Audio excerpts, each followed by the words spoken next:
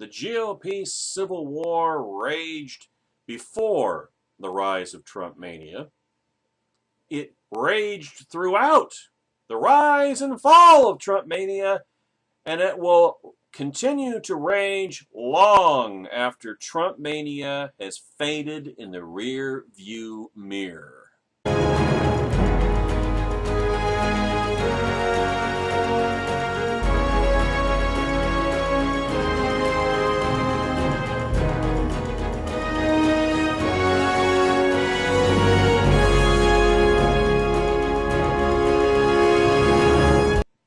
Jay Caruso on Saturday at Red State offered a much-needed and heroic defense of the highest-ranking Republican official in the federal government. Now, Paul Ryan is, and I know this is going to make Trump-looking heads explode, but it's the truth. Paul Ryan is one of the truest conservative Republicans in government. Yeah, that's right, I said it. Your Mark Levin nod for the day. With a 96% lifetime rating from the American Conservative Union, it hasn't been long since Democrats portrayed Ryan as a man who was pushing an old woman in a wheelchair off a cliff. You remember that, Trumplicans? You'd probably laugh hysterically at that ad now, wouldn't you? Admit it. These days, Ryan is under attack from, well, this is a good alternative label for them, pseudo-conservatives, fake conservatives, cuck conservatives, the overwhelming majority of which are, of course, Donald Trump supporters. The website that bears Andrew Breitbart's name is a leader in this movement, and a recent piece published there only proves how the site is sullying and profaning Andrew's name. The title says, he's with her inside Paul Ryan's months-long campaign to elect Hillary Clinton president. There's only one thing wrong with that headline.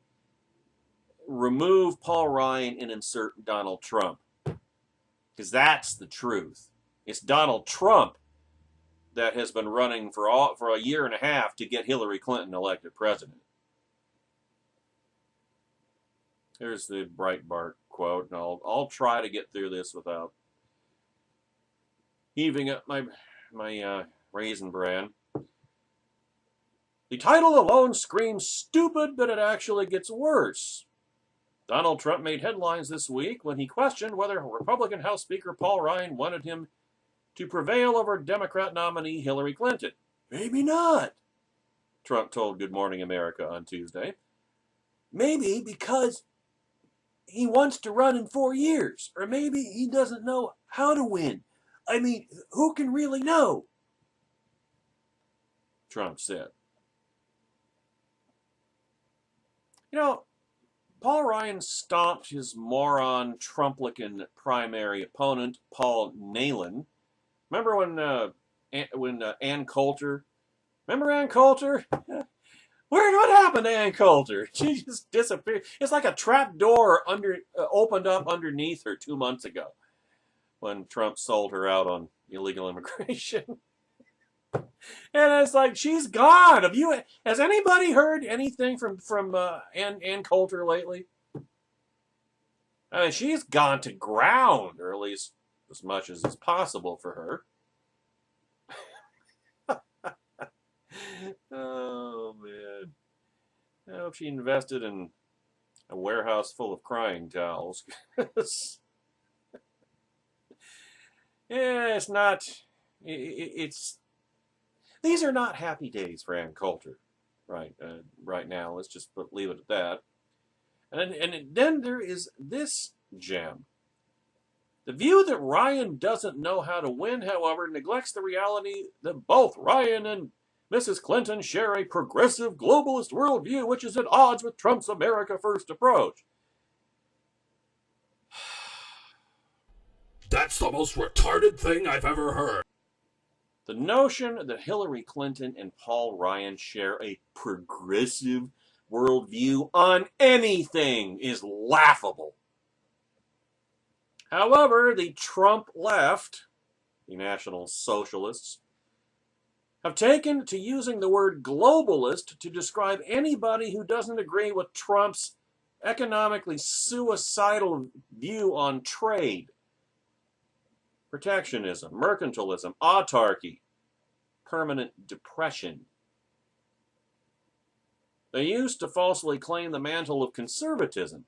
Well, they still do, as a matter of fact. Trump lies to his supporters, saying he's going to make deals to bring back jobs to the United States. Turn back the clock, in other words. Time's arrow only moves forward, people. I'm sorry. That's indelible, inalienable law of temporal physics, ladies and gentlemen. Trump's convinced many people eliminating valuable trade agreements we have with partners like Mexico and importing tariffs on Red China, starting a trade war, in other words, will be somehow beneficial to American citizens. You know, that's the thing about counter-punching. If you punch someone, they're liable to punch you back. You prepared for this?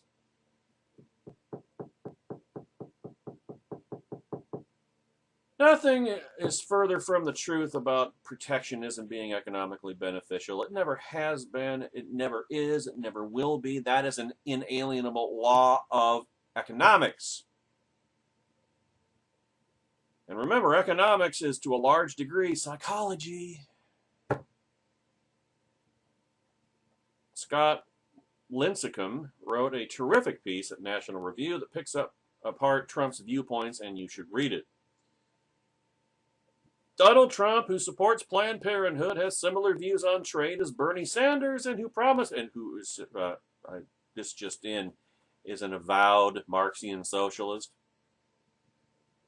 and who promises to alone take certain actions as president, and which is, of course, in blatant violation of Article 1, Section 1 of the United States Constitution, which only seems to matter to Trump supporters when it's Barack Obama doing it.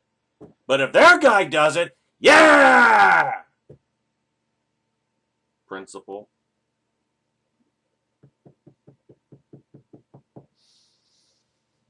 Only a dumbass says Paul Ryan is similar in any way, politically or otherwise, to Hillary Clinton. Paul Ryan has a solid conservative record on taxes, spending, national defense, national security, social issues, and the Second Amendment. Paul Ryan is conservative reform with the anger taken out.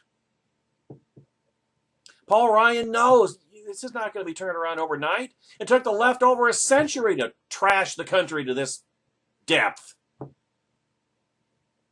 And if it took the left over a century to run the country down this low, how long do you think it's going to take if we pushed as relentlessly as they do? And of course, we'll never manage that degree of single-mindedness, but even if we did, it would take a lot longer than a century to fix what ails us within the bounds of the United States Constitution, which I will hasten to remind you, and this is why Trumplicans are as anti-constitutional as Donald Trump and as anti-constitutional as Barack Obama and Hillary Clinton and the Democrats, just for their own tribalistic reasons.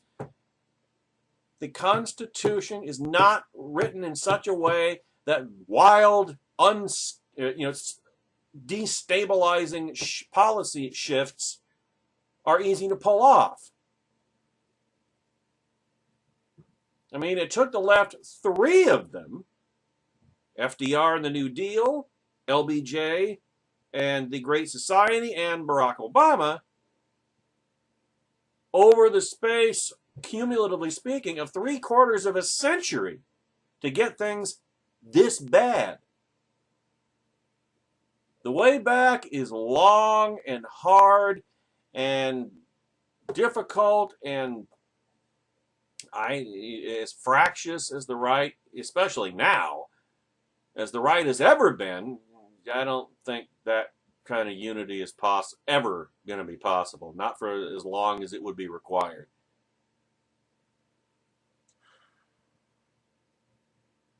But Paul Ryan is a conservative.